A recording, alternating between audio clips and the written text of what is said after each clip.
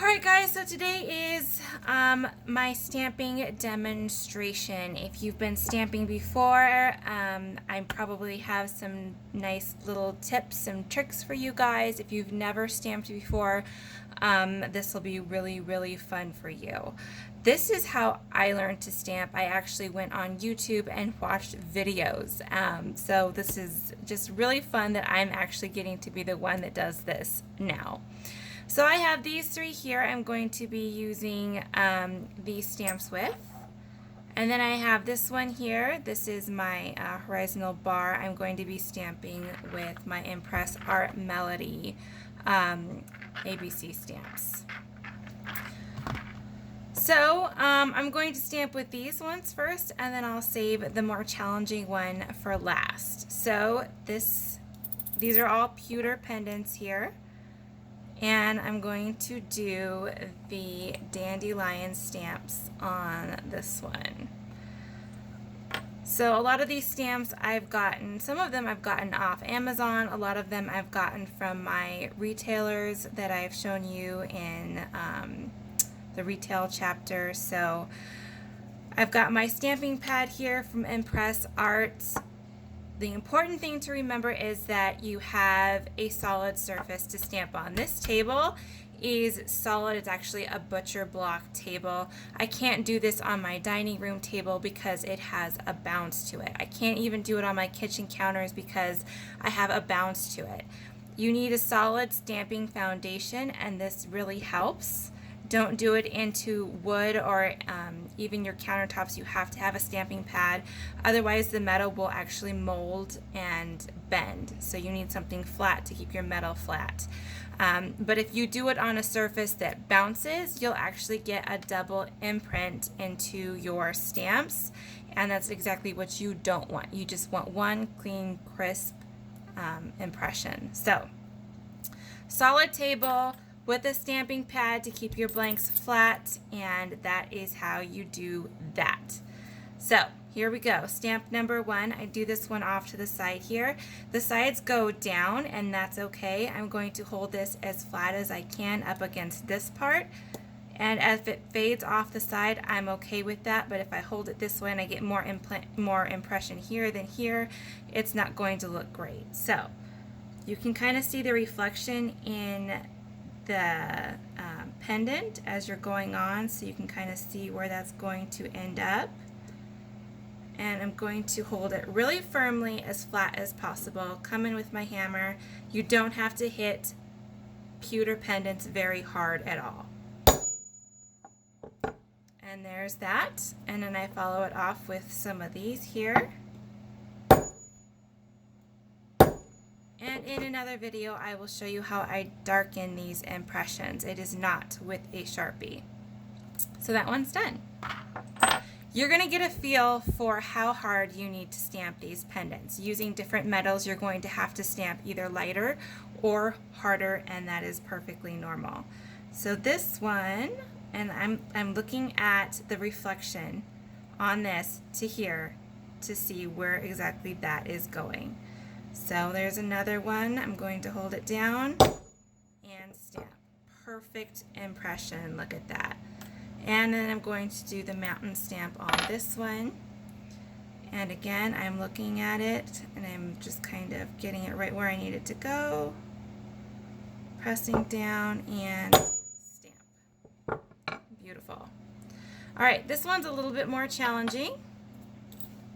And that's totally fine. You're just going to get used to doing these stamps. Pretty soon you're going to get really fast at it.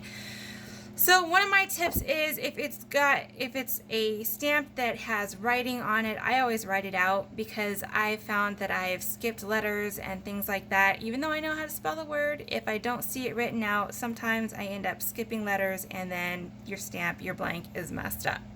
So this is stamping tape right here. Pull a piece of this up and off.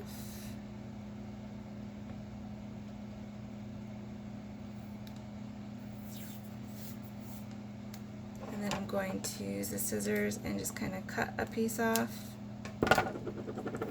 And And you're going to figure out too, doing this, where you're going to put your tape at here. This not only holds the blank still, it's also my line for making sure that all my stamps are even. So I usually go just a little further up here like this. You can be a perfectionist and, you know, get it completely even by measuring and stuff. Honestly, I don't do that because it kind of takes the fun out of it, and my nail polish is coming off. Oh, that's nice. And it's metal stamping isn't about perfection. It's kind of the messy. It's not messy, but it's imperfect. The stamps are imperfect, and honestly, that's what I love so much about metal stamping. So we've got that on there, nice and solid. I do hook it to my paper. The other reason I use a paper is because the bottom part of this was actually leaving marks on my white table, and that was not okay with me. So here's my stamps here. That's backwards. Here we go. I'm going to pull out the F. And I also end it with a little cross over here, so I'm going to start over here. So I kind of start with the stamp up top, and then I pull it down to the tape. So I'm starting up, and then I'm pulling down, and when I feel it catch, I know I'm right where I need to be. And there we go. So these E's in the Melody stamp are kind of crooked. They kind of face the wrong way. So I twist this stamp a little bit just to get it to where I want it to be, and then I'm there. The A is the same way, so I'll actually stamp it into the tape, and then I'll know which direction I want it to focus in, and then I pull it just like that. So you're also wanting to make sure that when you're starting up here and you're pulling it down, you're not leaving it crooked like this. Like this is facing this way. You want to make sure that you pull that right back up. So start up, drag it down, lift it right back up where it's supposed to be, and stamp. I'm doing my L here, so up, down, straighten it out, and stamp. And then I'm going back to my E, and I twist it just a little bit. And then I've got two S's left.